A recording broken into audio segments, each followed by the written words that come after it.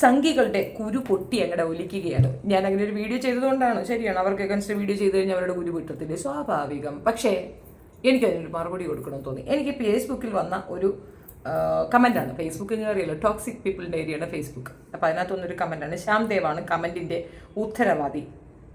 അത്യാവശ്യം കാണുമ്പോൾ തന്നെ അറിയാം അൽസംഗുവാണെന്ന്. നൈജീരിയയും സുഡാനിലും ബംഗ്ലാദേശിലും ഇസ്രായേൽ പോലുള്ള ഒരുപാട് രാജ്യങ്ങളിൽ പാവപ്പെട്ട സ്ത്രീകളെയും ഗർഭിണികളായ സ്ത്രീകളെയും കുഞ്ഞു കുട്ടികളെയും അവിടുത്തെ പുരുഷന്മാരെയും ഒക്കെ കൊന്നു തള്ളുന്ന മുസ്ലിം തീവ്രവാദത്തിനെതിരെ ഇവർ എന്തുകൊണ്ട് ഒരു പാട്ട് പാടുന്നില്ല?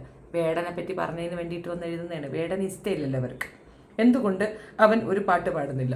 ആക്ച്വലി അവൻ ഈ നൈജീരിയയിലല്ല ജനിച്ചത്, അവൻ കേരളത്തിലാണ് ജനിച്ചത്. സുഡാനിലും അല്ല ജനിച്ചത്, അവൻ കേരളത്തിലുള്ളവനാ, ഇന്ത്യക്കാരനാ. ബംഗ്ലാദേശിലും ഇസ്രായേലിലും ഒക്കെ നടക്കുന്ന കാര്യം പറയാൻ അവൻ അവിടെയൊന്നും അല്ലല്ലോ ജനിച്ചത്. അവിടെ ഉള്ളവരുടെ കാര്യം പറയണമെങ്കിൽ ഇവിടെ ഉള്ളവരുടെ കാര്യത്തിലൊരു എന്താ പറയണേ, ഇപ്പോൾ ഉള്ള ഒരു പ്രശ്നം പരിഹരിക്കപ്പെടണം. ഇവിടെയുള്ള പ്രശ്നം പരിഹരിക്കാതെ അവിടെയോട്ട് നോക്കിയിട്ട് കാര്യമൊന്നുമില്ലല്ലോ. ഇവിടുത്തെ പ്രശ്നം ആദ്യം പരിഹരിക്കും. പിന്നെ എന്തൊരു പാവപ്പെട്ട സ്ത്രീകളെയും ഗർഭിണികളായ സ്ത്രീകളെയും കുഞ്ഞു കുട്ടികളെയും അവിടുത്തെ തീവ്രവാദികൾ അങ്ങനെ കൊല്ലുന്നുണ്ടല്ലേ. ലോകത്തെ എല്ലായിടത്തും പാവപ്പെട്ട സ്ത്രീകളെയും കുട്ടികളെയും ഗർഭിണികളെയും തന്നെയാണ് ആളുകൾ നോക്കുന്നത്. ഒരു കലാപം വന്നു കഴിഞ്ഞാൽ ആദ്യം കിട്ടുന്ന അത്രയും പെണ്ണുങ്ങൾക്കായിരിക്കും. ആ പാവപ്പെട്ട സ്ത്രീകൾ തന്നെയാണ്. ഇവിടെ ഉണ്ടായിരുന്നല്ലോ അങ്ങനെ ഒരെണ്ണം. മണിപ്പൂരിൽ 2 പെണ്ണുങ്ങളെ അതും പാടത്തേക്ക് കൊണ്ടുവന്ന് തുണിയില്ലാതെ നിർത്തിയിട്ട് പോലും 3 മാസമായ ആ കലാപം നടന്നിട്ട് പോലും അണ്ണാക്കിൽ പിരിവെട്ടിയിരുന്ന ഒരു പ്രധാനമന്ത്രി നമുക്കേ ഉണ്ടായിരുന്നുള്ളൂ. ഇവിടുത്തെ പ്രശ്നം പരിഹരിച്ചിട്ട് പോട്ടയുടെ ആളിയെ അങ്ങോട്ടൊക്കെ പോയി തലയെത്തി പിടിക്കാനായിട്ട്.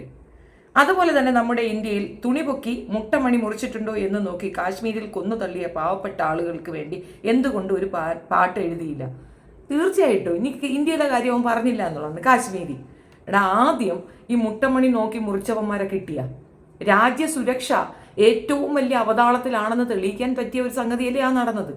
രാജ്യത്ത് ടൂറിസ്റ്റുകൾക്ക്, അതും സ്വന്തം രാജ്യത്തെ സ്വന്തം പൗരന്മാർക്ക് യാതൊരു രീതിയിലുള്ള ഒരു സെക്യൂരിറ്റി ഇല്ല എന്ന് ആ ഒരൊറ്റ കാര്യം കൊണ്ട് തെളിഞ്ഞില്ലേ? ഇത്രയും വലിയ ചങ്കിന് ഉത്തരവാദിയായി 56 ഇഞ്ച്, ഇനി വേറെ എന്തെങ്കിലും ആണെന്നൊന്നും എനിക്കറിയത്തില്ല, എന്തായാലും 56 ഇഞ്ച് നെഞ്ചളവുള്ള ഇങ്ങേര് ഭരിക്കുന്ന നാട്ടിൽ ഏതൊക്കെയോ കുറേ അവന്മാർ വന്നിട്ട് മുട്ടമണി ഉണ്ടോ എന്ന് പൊക്കി നോക്കിയിട്ട് വെടിവെച്ചിട്ടിട്ട് അങ്ങ് പോയി എന്ന് പറയുന്നു. എന്നിട്ട് ആളെവിടെ? പിടിക്കാൻ പറ്റിയോ? അതാരുടെ കാര്യസ്ഥത കുറവ്, കെടുകാര്യസ്ഥത കുറവ് ആരുടേതായിരുന്നു? അതെന്താണെന്നും ആ അജണ്ട എന്താണെന്നും പുൽവാമ അപകടം എന്താണെന്നും ഒക്കെ നമുക്ക് മനസ്സിലായതുകൊണ്ട് അത് വരും ദിവസങ്ങളിലും പാട്ട് എഴുതിക്കൊള്ളു, നീ സങ്കടപ്പെടണ്ട, അപ്പം നിന്നുകൊണ്ട് വാങ്ങരുത്, അത്രയേ ഉള്ളൂ. അതിനൊന്നും അവൻ്റെ കൈ പൊങ്ങുകയില്ല. എന്തായാലും നീ RSS ആൻഡ് BJP എതിരെ എന്തൊക്കെ പറഞ്ഞാലും ഒരു രോമം പോലും പൊഴിയാൻ പോകുന്നില്ല. അതറിയാടാ. ചൂട്, സ്വരണ, വെക്കം, മാനം ഇതൊന്നുമില്ലാത്ത ഒരു പ്രത്യേക വിഭാഗം സംഘുസ്ഥാനികളാണ് നിങ്ങളെന്ന് നമുക്കറിയാമല്ലോ. അതിന് പിന്നെ പൊഴിയൊന്നുണ്ടെന്ന് വിചാരിക്കാം. അത് വടിക്കുകയില്ല, മര്യാദയ്ക്ക് കുളിക്കുകയില്ല, നനയ്ക്കുകയില്ല. അതാണ് നമുക്കറിയാം. നീ പറയണ്ട.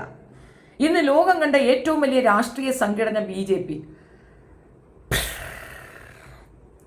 പിന്നെ പണ്ട് തീവ്രവാദികൾ മാഷിൻ്റെ കൈവെട്ടിയതുപോലെ നിന്റെ കൈയൊന്നും വെട്ടാൻ ആരും വരികയില്ല. ഇനി വാടാ, നീ കൈ വെട്ടാൻ, ഇനി വാടാ, ഞാൻ കൈ മാങ്ങ ഉറയ്ക്കാൻ പോയിരിക്കില്ല, നീ വെട്ടാൻ വരാനും നമ്മളിവിടെ നോക്കിക്കൊണ്ട് നിൽക്കാനും. പിന്നെ ഈ മാഷിൻ്റെ കാര്യത്തിലേക്ക് ഞാൻ വരാം, അതവിടെ നല്ലോ. നിന്റെ കൈയൊന്നും വെട്ടാനും ആരും വരികയില്ല. തീട്ടത്തിൽ കക്കൂസ് പൊളിക്കേണ്ട ആവശ്യം എന്തായാലും അവർക്കില്ല. അതിന് നിന്റെ അമ്മച്ചിയുടെ സാമാനം പൊളിക്കാൻ ആരും വരുന്നില്ലല്ലോടാ. അങ്ങനെയാണെങ്കിലല്ലേ നീ ആ കമൻറ്റ് അവിടെ എഴുതിയിടേണ്ടു. നിന്റെ തള്ളയുടെ എന്തെങ്കിലും പൊളിയുന്നുണ്ടെങ്കിൽ അതവിടെ എഴുതിയിടേണ്ട കാര്യം എന്തുവാ? നീ ഓടിച്ച അമ്മച്ചിയുടെ ജെട്ടി ഊരി നോക്കുക, അതവിടെ തന്നെ ഉണ്ടായില്ലേ എന്നുള്ളത്.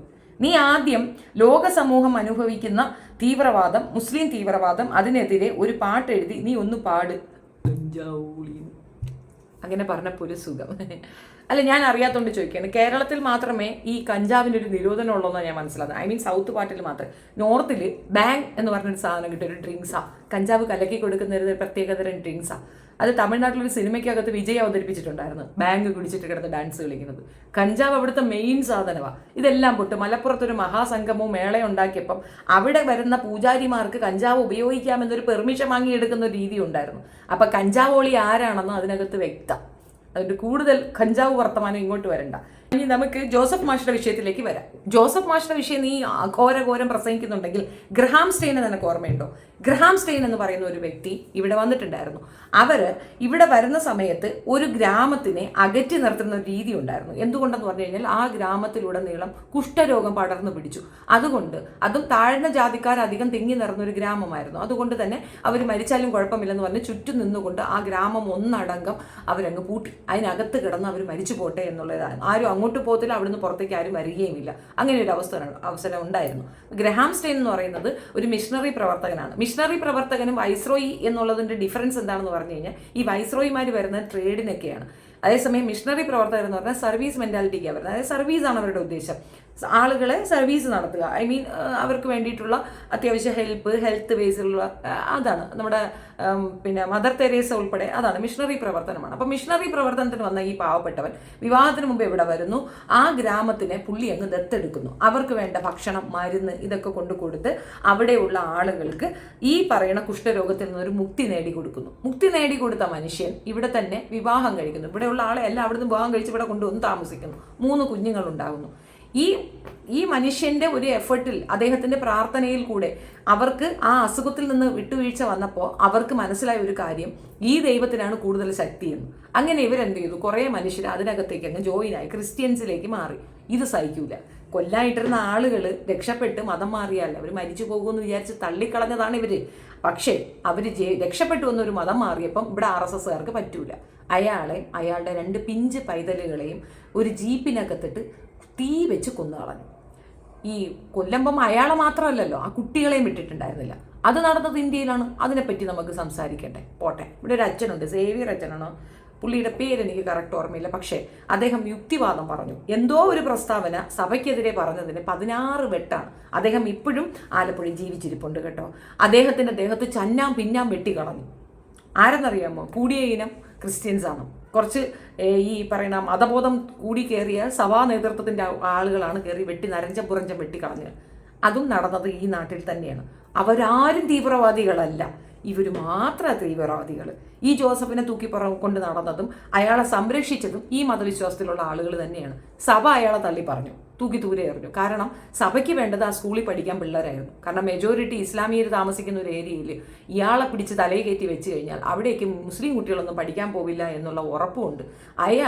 ആ പറയുന്ന നേതൃത്വം ഇവനെ തൂക്കി ദൂരെ കളഞ്ഞു. എന്തെല്ലാം പറഞ്ഞു. PC ജോർജ് പറഞ്ഞത് ഇവനെ നാക്കല്ല കൈയല്ല വെട്ടേണ്ടിരുന്നത്, അവൻ്റെ തലയാണ് വെട്ടേണ്ടതെന്ന് PC ജോർജ് ഉൾപ്പെടെ പറഞ്ഞു. അവരാരും തീവ്രവാദികളല്ല. തീവ്രവാദം എന്ന് പറയുന്നത് ഇസ്ലാമിൻ്റെ കുത്തകയാണ്. ഇസ്ലാം ലോക സമാധാനത്തിന് നിലകൊള്ളുന്ന ഒരു മതമാണ്. അങ്ങോട്ട് കയറി ചോണ്ടിയാൽ തിരിച്ച് ഇങ്ങോട്ട് കുത്തു കിട്ടത്തില്ലേടേ. എന്താണ് ചുമ്മാ എന്ന് സഹിച്ചുവിട്ട് മിണ്ടാടെ കുത്തിയിരിക്കണമെന്നാ. ഇപ്പം നീ ശ്വസിക്കുന്ന ഈ ശ്വാസം, അതായത് നീ അനുഭവിക്കുന്ന ഈ സ്വാതന്ത്ര്യം അവരുണ്ടാക്കി തന്നതാണ്. അവരും മിണ്ടാതിരുന്നെങ്കിൽ ഒരു ഉണ്ടേ നടക്കത്തില്ലായിരുന്നു. 100 കൊല്ലം കിടന്ന് പടവെട്ടിയില്ലേ? ഇല്ല. ഖിലാഫത്ത് പ്രസ്ഥാനം വന്നു. എന്തുകൊണ്ടാണ്? ആ സമയത്ത് അങ്ങനെ ഒരു വിഷയത്തിൽ ഇസ്ലാമിയരെ ചതിച്ച, അതായത് തുർക്കിയെ തോൽപ്പിക്കാൻ വേണ്ടിയിട്ട് ഇസ്ലാമിയരെ ചതിച്ച ബ്രിട്ടീഷുകാർക്കെതിരെയുള്ള അവരുടെ റിവഞ്ചാണ് സ്വാതന്ത്ര്യം എന്ന രൂപത്തിൽ നിങ്ങളുടെ പ്ലേറ്റിലേക്ക് വന്ന് വീണത്. അത് ഭക്ഷിച്ചുകൊണ്ട് മിണ്ടാതെ ഇരുന്നാൽ പോരെ? എന്തിനാണ് ഈ ചൊറിഞ്ഞ് വലത്തിക്കൊണ്ട് കയറി വരുന്നത്? നിനക്കൊക്കെ സ്ട്രെങ്ത് ഉണ്ടെങ്കിൽ, നീയൊക്കെ ഭയങ്കര സംഭവമായിരുന്നെങ്കിൽ അങ്ങനെ ഒരു സംഭവം നടക്കൂ. 80% വരുന്ന നിങ്ങൾ മാത്രം വിചാരിച്ചിട്ട് നടന്ന കാര്യമൊന്നുമില്ലല്ലോ.